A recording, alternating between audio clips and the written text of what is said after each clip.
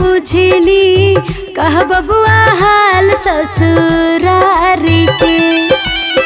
साली से सरहज अति प्यारी हो, सासू जी गंगा जल पानी हो। एक ही रात बबुआ बैला ससुरारी हो, ले आइला सास के बड़ाई जी।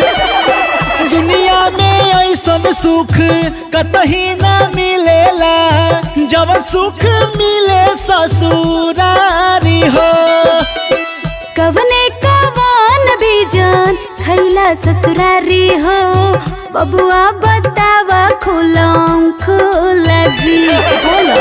दाल भात पुआ पूरी हलवा मिठाई हो, साथे छेना के रस